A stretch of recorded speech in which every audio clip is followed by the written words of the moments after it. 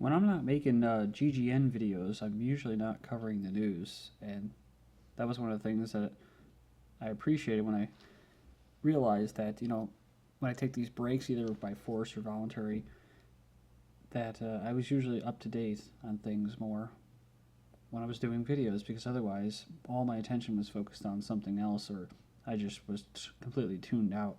Sometimes it's good to do that. Um, I've been working on my car. That's I didn't do any videos on Wednesday, and Fridays and Monday were 2 videos instead of 3. So, but we've had this bombing here. The Beirut bombing is basically bombing of the Iranian embassy, mostly by I would imagine it's going to be some kind of Zionist plans or mission, because just recently we've had in Damascus, when I reported on Monday, a bomb that took out like 30 soldiers, so including top generals. So these are not low-key terrorists, or if they are, they're being directed by higher up intelligence. So this is what I'm going to talk about in this video. Got lots of news for you today for Friday, November 22nd, 2013. Twin attacks targeted Iranian embassy. 23 were killed and 146 were injured. And this was from November 19th, November 20th. It says there were conflicting reports as to how the initial blast unfolded. Eyewitnesses claimed that the man was mounted on a motorbike, while a Lebanese official told Reuters that the man wearing an explosives belt was seen rushing towards the embassy outer wall before blowing himself up. And Saudi Arabia is going to be prominent in this news report for today. Saudi Arabia, let me close this crap. Saudi Arabia warns its citizens to leave Lebanon after embassy bombing. This has happened recently as well. Saudi Arabia is urging its citizens to leave Lebanon and exercise caution following this week's deadly bombing at the Iranian embassy in deep. And the Zionist media is saying that Iran's embassy blast is reflecting of a Saudi-Israeli alliance, which we've covered before. This stance intersects with that of Saudi Arabia and its followers in Lebanon, and it states that the blast are the price which resistance alliance has to pay for its response to the Takfiri, that's the militants, projects, and Syria, the terrorists. So the Zionist analysts further expected more suicide attacks similar to those that hit the Iranian embassy in Beirut. An Israeli newspaper said here, in one of the region's oddest pairings, Israel and the Gulf Arab states led by Saudi Arabia is increasingly finding common ground, common political language on mutual dismay over Iran's history, making overtures to Washington, and the prospects of a nuclear deal, which we'll get into further. But it's interesting how the AFP, or the AFP, whatever they want to call themselves, the mainstream media here is covering it. I think they're kind of twisting it. Lebanon's celebrating its Independence Day, and of course you have this bombing. So the way they're covering it is saying Hezbollah's actions in Syria are endangering Lebanon, says president, which I think is a bunch of BS. But let's see how they cover it. The president said Thursday that groups involved in the conflict in neighboring Syria are endangering the peace and unity of his country, in a clear reference to Hezbollah. So he doesn't actually mention Hezbollah. He just says those that decide to cross the border and get involved in an armed conflict with the brother countries. So this could be Hezbollah, and this could be Sunnis, or these Takfiri militants. But they'll still go on and say down here that many Sunnis are backing the Syrian armed uprising, calling it an uprising. You have to remember that they're kind of a semi-ally of Syria and Iran. I mean, I guess you could say that they are publicly, but they try not to act like it, at least. Lebanon pushed to the edge, but somehow not over it. So maybe that's what the West wants. I've heard before that Lebanon's already been taken over as far as a transitional government or a Western style government of puppets. So this is what they follow up. This is the AP. By nearly all measures, Lebanon should have long ago buckled under the weight of Syria's civil war. Lebanon has been without a government for 7 months over deep divisions between Hezbollah and parties opposed to its military action in Syria. And they said here that these Sunni Shiite tensions from this, basically what's going on with Syria, and that has fueled predictions that a deeply divided Lebanon is only a nudge away from collapsing into a full-blown sectarian bloodletting of its own.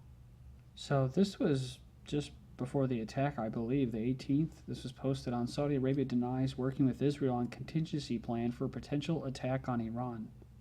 Then you have this article from November 9th. Saudi Arabia and Israel try to derail nuclear negotiations with Iran by terrorism. And there's new talks that are going on right now, like this, in Geneva. Kerry to join Iran nuclear talks in Geneva. Cameron making first UK call to Iranian president in over a decade. But you have this as well. Israeli pressure killed a close nuclear deal, says an academic. This was in early November. He said it's no secret that Iran and the P5+1 almost reached an agreement. It was very close, and it was basically killed due to Israeli pressure that the agreement did not materialize. So, and it's kind of it's not really what's going on over here, so maybe that's why. But for whatever it's worth, you have this attack against the Iranian embassy in Lebanon.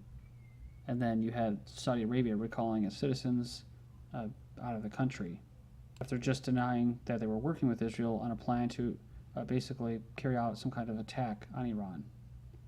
All right, moving on here.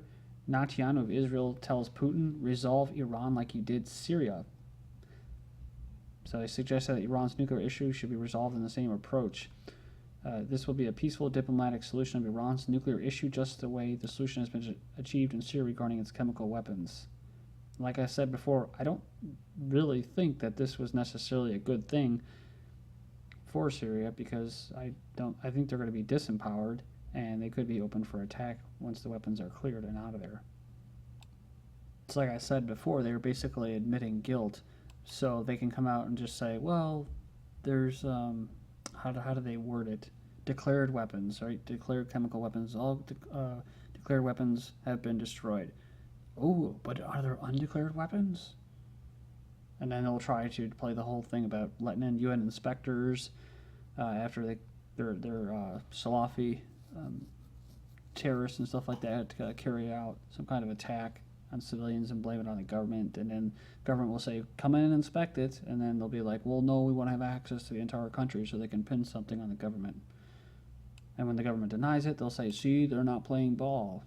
And next time you start hearing all the saber rattling about an attack, an actual attack on Syria, like you heard about recently, before this whole deal happened, they may actually carry it out. As far as Iran goes, I still think that they shouldn't really be saying that they're not using it for nuclear weapons. They should just say that they have, as a sovereign nation, they have the right to defend themselves with whatever capabilities that are available. I mean, simple. That's what they should say, because then they're gonna pin themselves in a corner if they are actually having them, which I think that they may have them. I mean, they should just play the it's our right, and who the hell are you? You have biggest nuclear stockpile weapons in the world, Israel and U.S. But I guess they're trying to play the diplomacy game. All right. Destroying Syrian chemical weapons at sea possible. So they've been rejected by, Lebanon, Norway, Albania even rejected them. So there's a possibility they've been looked at, says here, of destroying these chemical weapons at sea. It says the world is in agreement about destroying Syria's chemical weapons as a part of the U.S.-Russia deal. The world is. Oh, they all on a consensus. Okay. I don't think most people had the chance to vote, but all right. But this part of this plan is to destroy them, the arsenal, by mid-2014. And they're going to put them out to sea if nobody agrees to dispose them on its soil.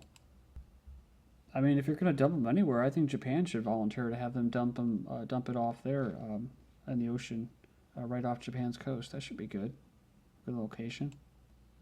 So President Assad of Syria is saying that Prince Bandar and Saudi's foreign minister support terrorism and want to destroy Syria. Shouldn't be too big of a surprise. So this is what he said at Arab Party's delegation in Damascus. The Takfiri's aim is to destroy Syria and bring down its role. And that's an anti-Zionist, anti-West kind of role. And that's what they're doing right now with foreign support. It says, at the beginning of the conflict, the government had responded to the people's demands, but the terrorists had taken these demands into another place. So this is what I was talking about when I mentioned Syrian uprising. It says here, some assure us that they are neutral in view of the conflict, especially Jordan. However, the facts are opposite to their friendly letters. So two-faced. He noted that the decrease in the active role of Arab political parties in their societies within recent years enabled extremist thoughts and movements to spread throughout the Arab world. So pretty close in relation to the dates. November 17th is when this attack happened in Syria. Another article back in October, Israel and Saudi Arabia are best frenemies forever. Rumored to be creating an alliance which may become the world's or the region's new superpower. The potential impact of such an unlikely union can't be overestimated, says RT's Paula Slyer. So, Israel brings to the party excellent propaganda skills, and Saudi Arabia, on the other hand, is able to tap into vast reservoirs of petrol dollars. So in the past month, we've been, or at least I've been covering, been trying to cover this about Saudi Arabia possibly being destabilized. And you have this article here from the 21st, from yesterday. Mortar bombs land in Saudi desert. Saudi Arabia and Iraq are investigating an incident where 6 mortar bombs landed in a remote area of Saudi Arabia near the border with Iraq and Kuwait. A small Shia militant group in Iraq says basically they're called the Mukhtar Armies claimed responsibility. The group said it was a warning to Saudi Arabia to stay out of Iraq's affairs. Saudi Arabia has emerged as the biggest foreign customer for German arms, buying nearly a quarter of Germany's total weapons sales. So they're going on a global arms spending spree. This was from 2008 to 2012. There's China. What is this? Doesn't say here. I guess the percent. So China, France, Germany, Russia, then U.S. So those were exporters, and these were the top importers. India. I've been covering them recently, buying ships and all kinds of stuff.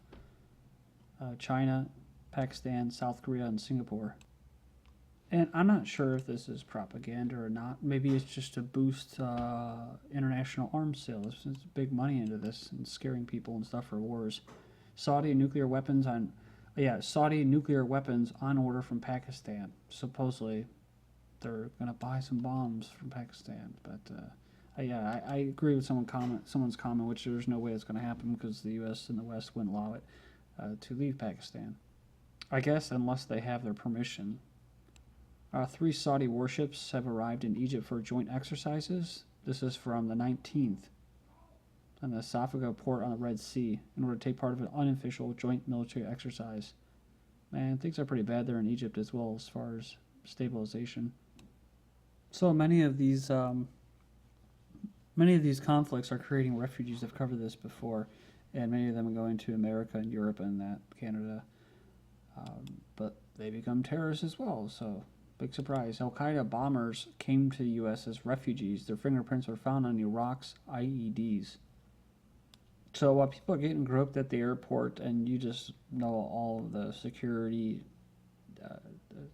steps that are taken, loss of freedoms just to be able to travel on an airplane, in the name of fighting terrorism. It says here that these bomb-making terrorists, they call them experts, I guess it makes them sound official, they boasted about killing American soldiers and made it into the U.S. as refugees because of apparent bungles in the background checks. Oops, man, that happened on 9/11 too. How many other times has that happened? I guess maybe if it's supposed to happen, it'll happen. Dozens of Americans have tried to join Syria's rebels. Steady increase of Westerners are joining the Islamist rebels. This is all over, though. There was actually a German guy, Muslim, that put out some kind of ransom or something like that for someone to kidnap his son so he wouldn't go to fight in Syria. So it's happened all throughout Europe, France, and Germany. 4 British men killed fighting for Al-Qaeda in Syria from November 21st. According to the British intelligence agency, between 200 and 300 young British men have moved to Syria to fight against the government of Assad. But yeah, this is a Syrian civil war. I saw videos of these people, these British Muslims. They actually have accents, and they go there and they set up towns that the terrorists have taken over and kicked out Syrians. A Chechen official has been fired after his daughter was found fighting in Syria from November 22nd. A top migration official, southern Russia, has been fired after disclosed that his daughter was fighting alongside the terrorists. This is no joke. Just say you're sorry. Troops are going to stay in Afghanistan, U.S. troops, 10 more years and allowed to raid Afghan homes if Obama apologizes. The U.S. replies by saying the U.S. doesn't need to apologize for killing Afghan civilians. pulling out the troops, right? Or we're going to stay for 10 years. They're saying U.S. troops may remain, perhaps indefinitely. And I'm just going to stop here. Please join me in part 2. This is GGN. Thank you.